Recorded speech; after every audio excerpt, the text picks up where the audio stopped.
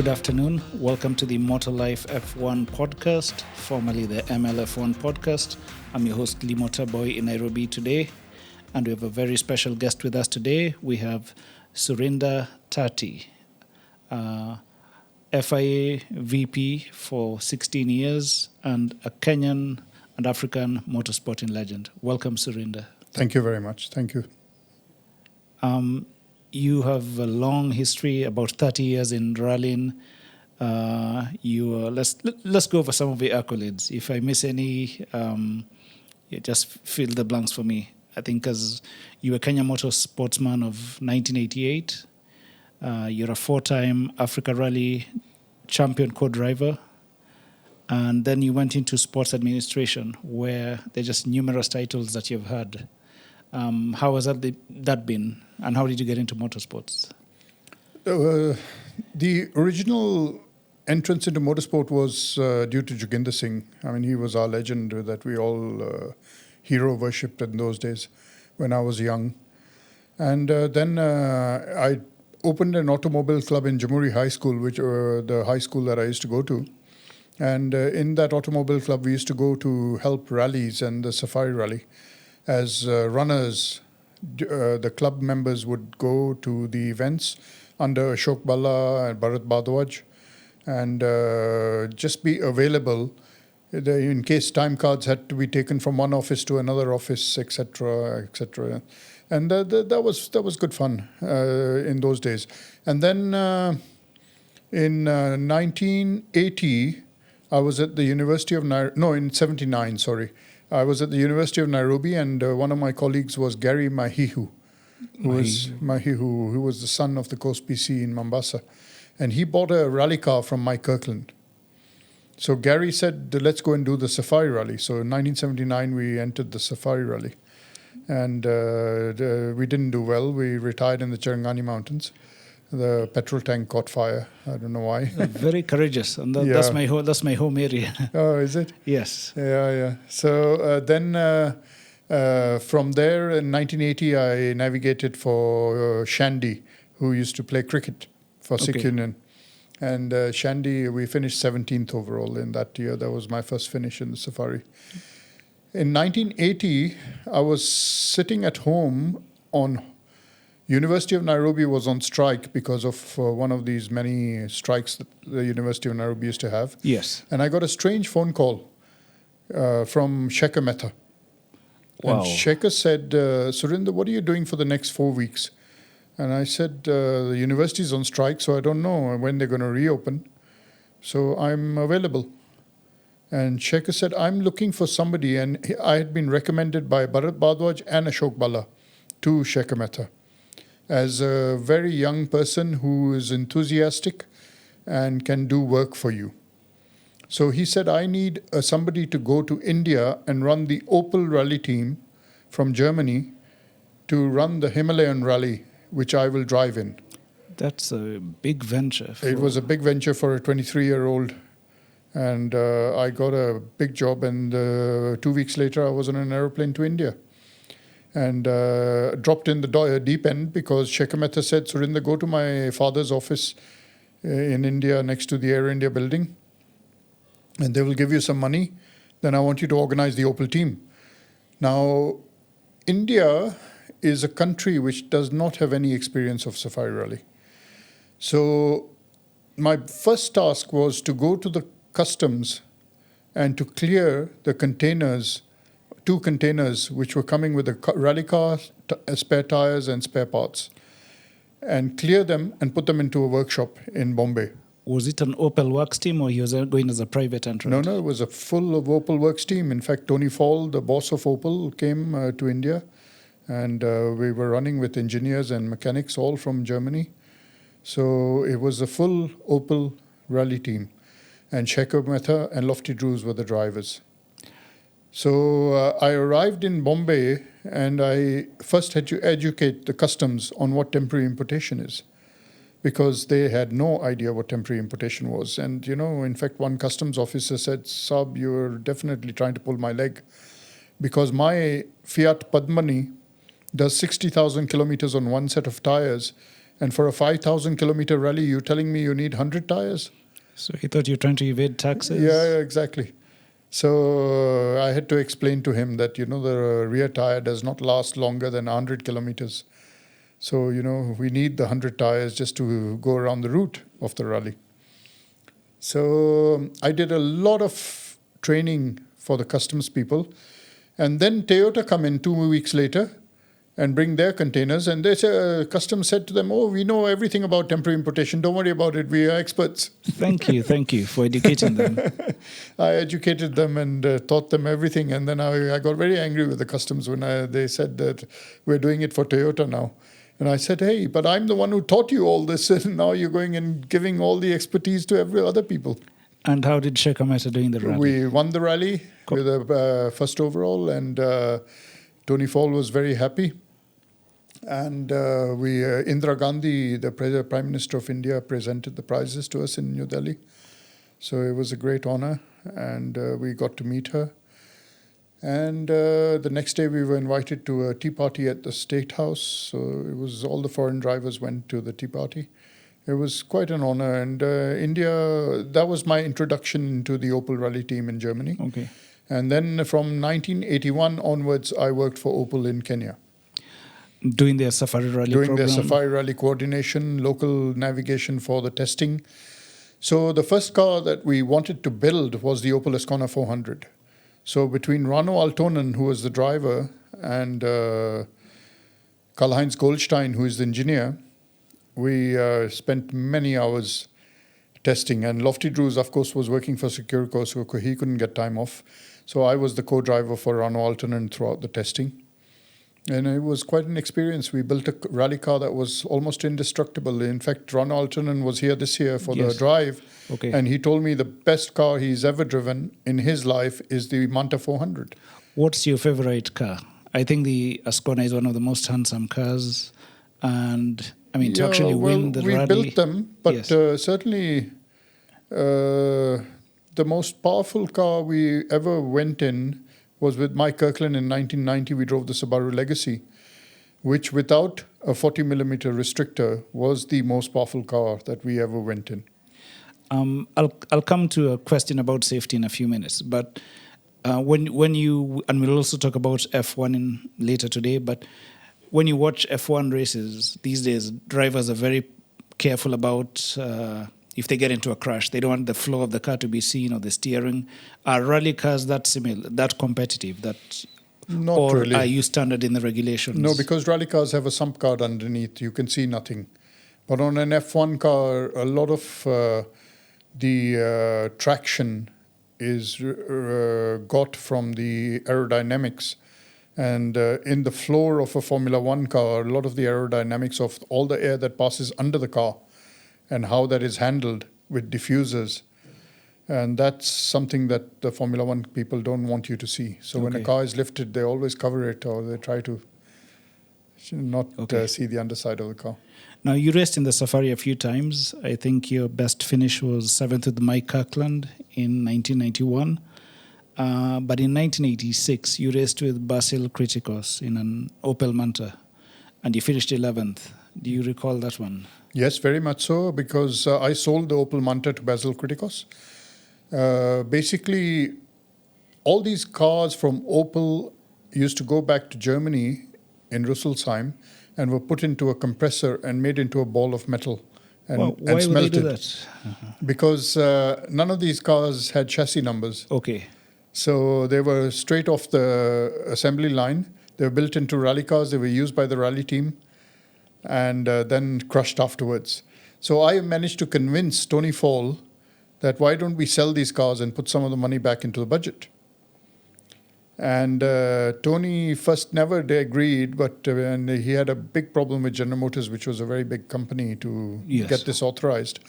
But eventually I managed to sell 7 Opel Ascona 400s in Kenya and 5 Opel Manta 400s. Do you keep up with where they are today? They've all been bought out by collectors, and they've gone to Germany. Out of Kenya? Out of Kenya, yeah. Okay. None of them are here anymore. Do you ever touch base with Basil Kritikos, Mike Kirkland, see where they are today, the different career paths? Yes, very much so, very much so. Basil was with us just the other day at a Karoga when Rano Altonen was here. And Mike Kirkland, I meet very often in Mombasa. Okay. Now, that rally, the 86 rally, the very next rally was in the Tour de France, the Tour de Corse in France, where unfortunately Lancia driver Henry Toivonen passed away, and the Group B era was basically folded up. When you raced the Opel Manta, you continued to race with it after, but what was different about Group B cars? You're the co-driver, but did you feel the danger? Did you feel in terms of the speed or the power? Group B cars were a masterpiece of engineering, and they had close to 500 horsepower, especially the four-wheel drive ones. So if you think that a rally car is driven by feeling the seat of your pants when the car goes sideways, you were too late in a Group B car. You had to anticipate what was going to happen before it happened and deal with it. That's why not every driver in the world could drive a Group B car. So Audi, for example, Walter Rohrl always said that if you try to feel what the car is doing, you're already too late. You're going to spin the car and you're going to crash it. And that was a four-wheel drive car? That was a four-wheel drive car. Wow. So you had to anticipate what a 500 horsepower car was going to do. And that's what made the drivers special in those days. Now, he became world champion, but he famously did not like Africa or the safari. Was that... but he was able to get his points in the European circuit, whereas other drivers would have to come to compete in the safari and in Ivory Coast to compete. Was that a common thing at the time? Yeah. Walter, it's not that he didn't like Africa, he didn't like snakes. Snakes? He was scared, terrified of snakes. He had a phobia. And that was his problem. And Ivory Coast and Kenya has a lot of snakes. So when you saw Walter Rohrl at a service point, he jumped from the rally car into the service car and sat inside. He didn't stand around. So you never saw photographs of Walter Rohrl standing around a service area. Oh, my. And that was his biggest problem. And in 1982, we won the Ivory Coast Rally. Walter was the driver. But I did all the recce for him. So I was the coordinator of Opel in 1982 in Ivory Coast, and we won the rally there. And I did all the recce with Bruno Berglund and Christian Geisthofer, his co-driver. The three of us went on recce. Okay. And so we made all the notes in German, and Walter won the rally. Good for you. As co-driver, you sat on saying you have won rallies in, I think, more countries than almost anybody. I mean, to know that win in Kenya, Burundi, Rwanda, Zimbabwe, and then you've raced with different drivers. What does a co-driver do in terms of chemistry, and is it psychology to guide the driver that the next corner, I know what's happening? You know, the best co-driver is a person who understands human relationships. Because when you open your mouth, the driver is going to react. So you have to know when to open the mouth and when to say something that the driver will react to. If you say it too early, the driver slows down too early. If you say it too late, you crash the car. So it has to be precisely the right moment. And that is what makes a good co-driver. So if you're calling a corner fast right into slow left, now when you call the fast right, you have to mention the slow left after the corner. Otherwise, on that slow left, you're too fast. The speed of a fast right is too fast. And you're going to crash the car. So you might not see the slow left after the fast right, but you have to be able to tell your driver well in advance so that he knows there is a sharp corner coming after this. Is there a standard terminology between drivers or co-drivers, or do you have to sit down and have tea for a few weeks to understand each other? No, you know, Rano Altonen and Shekar Mehta use the same notes. and their terminology was classified from absolute, fast, max, fast, easy, fast, slow, and hairpin. That was the terminology that they used for each corner. Now, people like Mike Kirkland used a number system. So a left one is the sharpest corner because it's a first gear left one. And then left 2, left 3, left 4, up to left 6, which is the fastest. Now, Mike Kirkland went further and classified them as left 1, and then there was a left 1 minus. A left 1 minus was even more severe than a left 1. Wow. So on a left 1 minus, you had to use your handbrake to get around. So in the gradings, there were not 6 gradings, there were 12 gradings. So for him, you have a special lingo. Yeah, but that lingo a co-driver picks up very fast because the driver begins to understand that. You see, the lingo is never a co-driver's lingo. The driver during recce dictates to you what he wants to hear during the event. And all you're doing on the event is repeating what the driver has told you. So that road and the description of the road is understood by the driver. And that driver is the one who told you that this is what I want to hear. Now, when you say you bring Walter Rohrl for the first time to a rally, say in Ivory Coast, how many times do you do recce before you get your notes perfect and he gets his corners? We did the whole route 3 times in Ivory Coast, but the notes were made by Christian Geisthofer, his navigator, so he knew how to make the notes. Okay. And Bruno and myself were driving the car, and actually Christian was reading to us and we were writing all the notes that Christian wanted. So Christian understood what Walter wanted. Okay. That's amazing stuff. Yeah. After you have a very long rally career, but you did a transition into motorsports administration, safety, stewardship. How did that happen? Again, Shekar Mehta. I was a very close friend of Shekar's, and also Shekar used me on a lot of events as a local coordinator, and sometimes I navigated for Shekar, but very rarely, during testing, mainly Opel cars. And so Shekar was the president of the Rally Commission at the time of the FIA. And in Africa, Beulah Schoeman, who was the president of... No, sorry, I beg your pardon. She was the general manager and chief executive of Motorsports South Africa. And she was responsible for the continent of Africa at the FIA.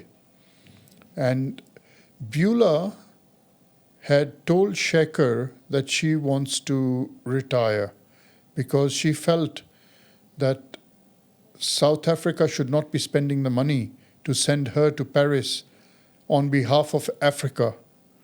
Oh, okay. When Africa was the beneficiary, and yet Motorsport South Africa was spending the money. So Beulah said to Shekar, either FIA pay the bills or I quit and somebody else should be appointed. So Shekar then asked me if I would like to coordinate Africa, which I agreed to. And the Automobile Association of Kenya appointed me at the FIA. And I took over the coordination of Africa, and the body in Africa is called CAMS, Confederation of African Countries in Motorsport. So I became the chairman of CAMS. And for 3 years or 4 years, I was a Rally Commission member under Shekar Mehta. Then Shekar got promoted, and he became the president of the WRC Commission. And somebody else took over the Rally Commission. I don't remember who. But about that time, when Shekar went to the WRC Commission, we asked Max Mosley, who was the president of the FIA, that Africa does not have a seat on the supreme body of FIA, which is the World Council. And that World Council is the one that runs all motorsport in the world. So we asked for Africa, an African seat on the World Council. And that's when Max Mosley reluctantly agreed that Africa is a continent of the world. We managed to convince him that we are a continent, and I don't see why we are being excluded. And this body is for all of motorsports? All of motorsport. World Council is the body that deals with all world motorsport, including all the championships and everything, the Formula One, the World Rally Championship. So all the regulations of all these championships are done by their respective commissions and sent to us for approval as the World Council. Then the World Council approves them, only then are they published. There was the Safari Rally and there was the Ivory Coast Rally. There was the Africa Rally Championships. These were all supervised by the FIA. Okay. Any international event in Africa, the African Rally Championship had 8 events around the continent. And the Safari Rally, which was a World Rally Championship event, and the full African Rally Championship, all coordinated by the FIA. And the journey to now becoming a steward? Yeah. When I became a rally commission member, I was asked if I would be interested in becoming a steward on international events.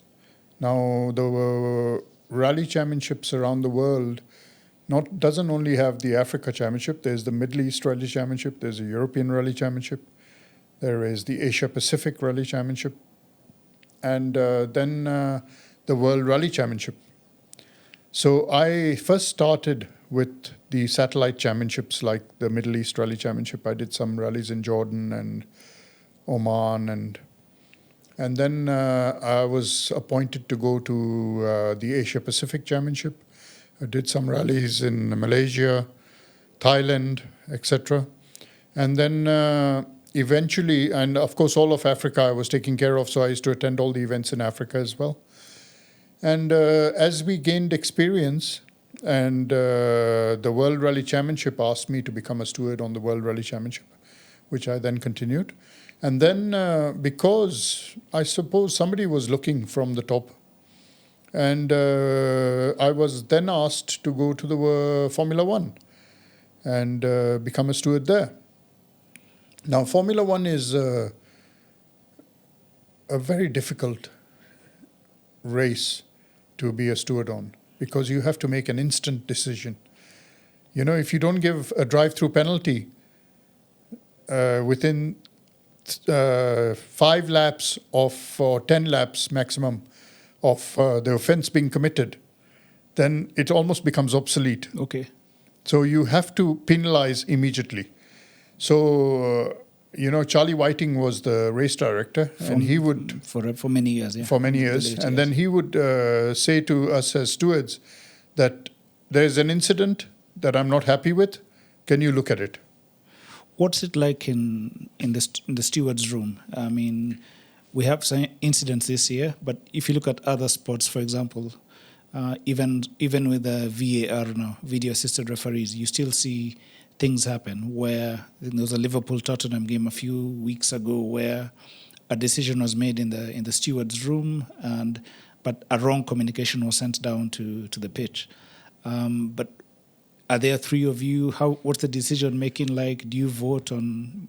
Do we penalize him or not? How does that there work? are always odd numbers, 3 or 5 stewards, so that you can never have a deadlock. You always have a majority vote. Okay. Very seldom do stewards go to voting, because mainly we have access to 27 cameras around the circuit. And the camera operator can put any of those cameras onto the screen for us. And we see the incident from maybe 2 or 3 different angles. So we normally always came to the same decision. So stewards work together. There are 3 stewards always. I don't recall ever having gone to a vote, except recently in the Mini Classic. Which just happened the other day in December. How did that happen? Baldev Chaggar took the wrong route. Now, it is basic principle that when you take the wrong route, you are penalized. And just to show you what Baldev Chaggar did, and he was the winner of the rally. Okay. So we had to disqualify the winner from the event. So the red Yes. is I the see. route of the rally. Yes. The pink is what Baldev Chaggar did. Okay. That's the tracking of the event. So basically, he cut out 7.2 kilometers of the route.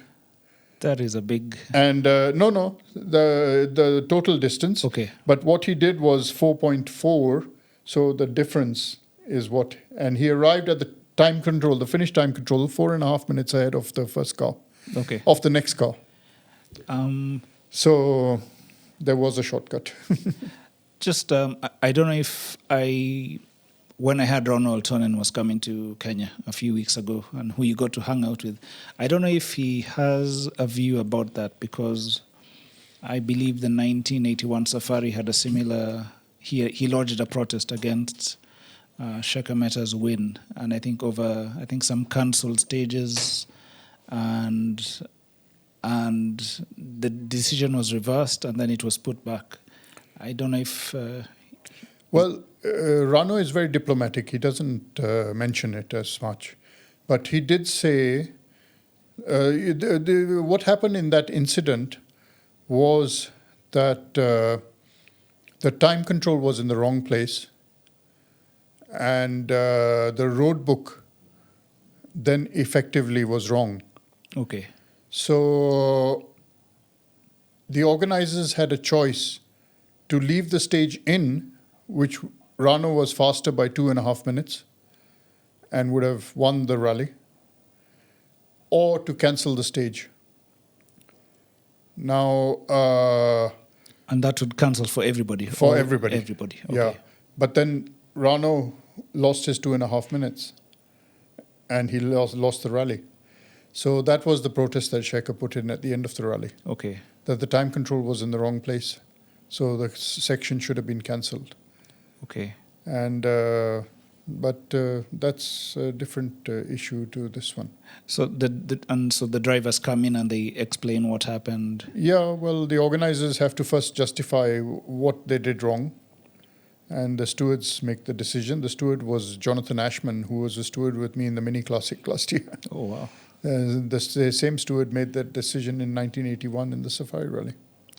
Now, stewards have also been in the news. I mean, many of us Kenyan fans of F1, we got to hear about you when you famously had to make decisions that affected Lewis Hamilton in Australia and in, I think, Belgium.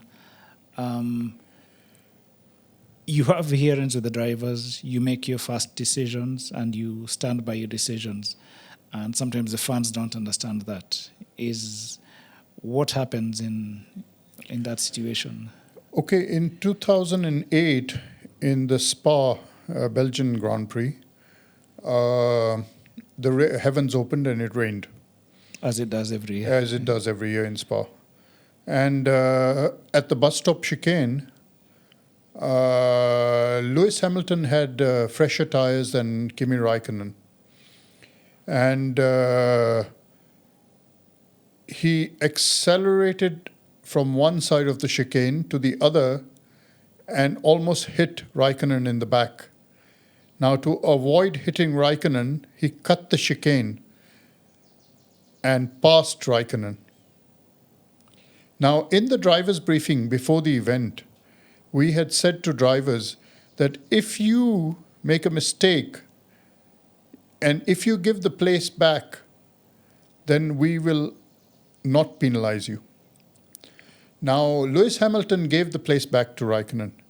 But before Raikkonen, because it was a wet, this thing, and his tires weren't very good, Yes. before he could get stable, Lewis passed him again.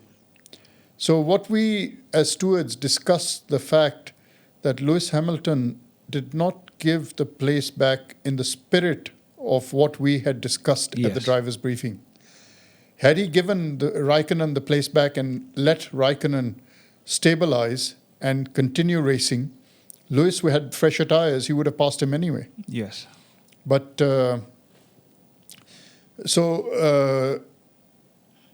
it was the second last lap of the race. So where you cannot give a drive-through penalty unless there are 5 laps left.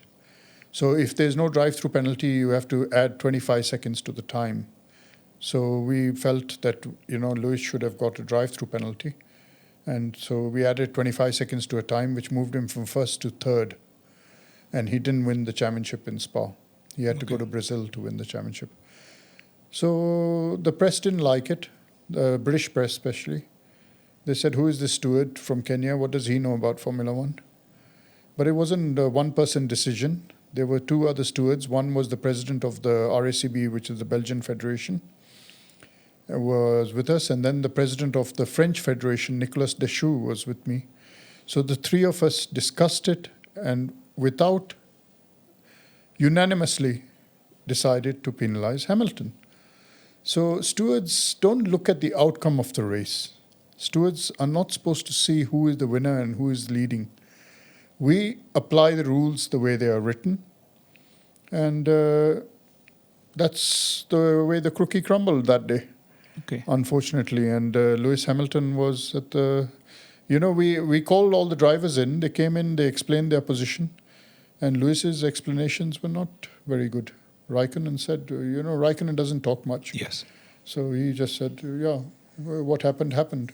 Now what can I do about it?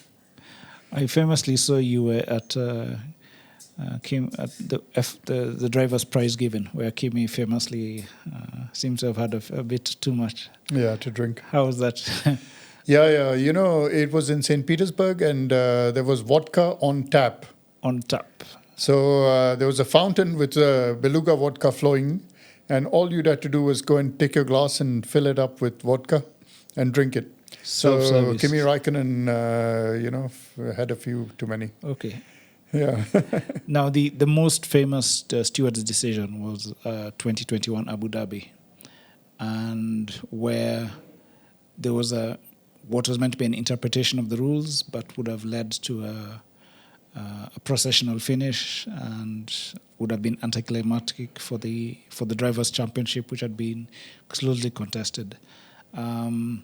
So, as a steward, was it a single decision by Michael Masi? Was it a panel? And what do you think about that? No, unfortunately, Michael Masi had no time to give it to the stewards panel to deliberate over. Okay. Because there was only 1 lap left. Yes. And the only thing that Michael Masi did not follow was that 2 cars had not lapped the safety car. Yes. And those 2 cars, had they been allowed to catch up and lap the safety car, we would have finished the race under safety car. And that way the outcome would have been different. Yes. But Michael Masi was adamant in his mind that he wanted a race to decide the championship. And so, unfortunately, he made that decision of restarting the race without the 2 cars having lapped the safety car. Yes. Which was wrong. Okay. He should have waited for those 2 cars. And if we had finished under the safety car, so be it. That's not your decision. The rules are written like that. You cannot change the rules in a race because the drivers have signed an entry form, which is a contract that they have entered. So the teams that entered Formula One signed a contract to abide by those regulations. That was not the avenue to change the regulations. The regulations can only be changed afterwards at the commission. And so Michael Masi did make a mistake, and he lost his job because of that. Unfortunately, that's the way it works. Okay. So this is interesting. That are you now with the F1, you're with FIA, or your term is about to end? No, my term ended in December. Okay. And I was unfortunately with the opposition, and the winner of the FIA elections was Mohammed bin Sulaim. He's the new president of the FIA, and he has his own team with him. I'm not in his team. Now,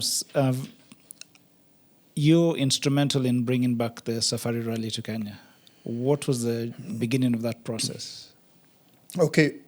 A lot has been said about how the safari came back to Kenya, but all I know is that in Turin, there was a sport conference week of the FIA, and I held Phineas Kimathi's hand and I said, you have to come with me now.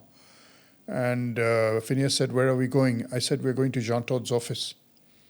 So we went into Jean Todt's office and I said to Jean Todt, we want the WRC back in Kenya. The Safari Rally must get WRC status. How do we make it happen? So Jean Todt then arranged a meeting within Phineas and the WRC promoter, which I also went for. And we sat down with Oliver Sisler, who was the MD of the WRC promoter at that time. And not in Turin. This was in Paris later. And we discussed on how to bring the safari back. And Oliver Sisler told us how much money the promoter wants, how much money the teams want, because, you know, the Safari Rally, we pay the promoter's fee and we pay a team support for bringing those 50 containers, 40-foot containers that shipped around the world. We have to almost pay for the shipping of those containers. Oh, so it's not. Oh, so the country pays. The country pays, Oh, yes, okay. yes, the country pays, especially when you're outside Europe. In Europe, all the equipment is taken around in trucks. Yes. But when you're outside Europe, an event like Chile, Japan, Australia, Kenya, we have to pay the shipping because the teams have two kits. One is the European kit, which travels around in trucks, and one is the outside kit. So the date of the Safari Rally is not determined by us, it's determined by the shipping. Okay. You know, when the containers come from Chile to Kenya, that's how we ran the safari in 2023. You know, I think it's interesting because for many Safari Rally fans, they grew up just knowing it was Easter and they thought Kenya, it's an automatic right for Kenya to have it over Easter or for the April rains. But no, it's a big decision. It's a global decision now. Unfortunately, Easter never stays in one date. Yes. And the Christians move Easter around. Now, unfortunately, the rest of the world can't wait for you to wake up one day and say, this is when Easter is, so that's when the world safari is going to be. And safari is not really a special event in any way these days. It used to be, but not anymore. You worked very hard. 2018, you had I think it was a candidate rally for the 2019, we ran the candidate. 2019, yes. And then 2020, there was COVID. We could not run the World Rally Championship event. We delayed for 1 year. And in 2021, we ran the first WRC. In 2020, we didn't have to run a second candidate. Based on the report of the 2019 candidate event, we received the WRC status. So there were meant to have been two candidate races? No, we couldn't afford two candidates. Okay. So we told the FIA that, you know, you've got a report, you work on those bases. And then we've run now three WRC events, 2022 and 2023. We have had 3 rallies, and there'll be about 2 or 3 more. There'll be 3 more, yeah. What does Kenya have to do to retain the rally, extend it 5, 6, 10 years, make it a semi-permanent fixture back on the calendar? Okay. The first thing is the teams have got to want to come here. In the past, a win on the Safari Rally was a great marketing tool for a manufacturer. It's not the same anymore. Okay. Although Toyota does seem to benefit from a win on the Safari. Yes. So to bring the Safari Rally back, we have to make sure that we provide the World Rally Championship with an event, 1, that is safe, 2, that is possible, and the fesh that we've had the last 2 years has been a major setback because manufacturers don't like it. Makes Hyundai look bad. It makes a lot of cars look bad. So they don't like it. Okay. So we have to make sure that the roads are done. Unfortunately, the Safari Rally Project Office has been undertaking to fix the roads and they don't do a very good job. The best way to fix the roads is to give the landowners the right and the money to fix the roads. Okay. And we hope that will happen in the future. At the moment, fixing the roads is a major problem. It's all very well for us to have very good photographs with fesh. Yes. But if the manufacturers don't like it, they'll stop coming. And wildlife. Wildlife is not so much of a problem. Yeah, because animals are very clever. They move out of the way. And, if you hit an animal, you're very unlucky. Because not normally. And in the World Rally Championship, nobody's hit anything in the last 3 years. Okay. So I think wildlife is not a problem. Will you be involved in the Safari Rally for the next few years? Yeah, I hope. I'm on the steering committee of the Safari Rally. Okay. I was on the local organizing committee, but that has been taken over now by Carl Tundo. Yes. And I've been appointed by the CS to be on the steering committee. So the steering committee has some senior members. We look at the budgets produced by the local organizing committee, and those budgets are what we approve. Do you still watch F1 on the weekends? Yes, of course. Okay. F1 is still I sometimes get a call, or I make a call to the current chairman of Stewards to say that, listen, in my opinion, this is what happened. Oh, wow. That's good to know. Yeah. We've had, since 2021, we had a semi-exciting 2022, and then Red Bull has dominated this year. We have a race this weekend, but I think we're only looking who will be number 2, number 3. What's the outlook for the next few years? Will we have 3 more years of Red Bull dominating? Look, we can already see that McLaren has caught up Red Bull. So I feel Max Verstappen is a cut above the rest. And he is driving the Red Bull because Perez has got the same car, but he's not doing as well. Yes. So Max Verstappen is something special. He's the makings of a Schumacher or this thing. Yes. Or a Hamilton. But I don't think Red Bull will have their own way next year, because next year the chassis changes are quite considerable, and the new regulations of next year for the Formula One are different. So I don't think that Red Bull will have their own way because the other teams have caught up. Thank you so much, Surinder Thatthi. It's been an honor speaking with you this afternoon. And thank you for the good news, which is your predictions about F1 2024. We might get a more competitive series.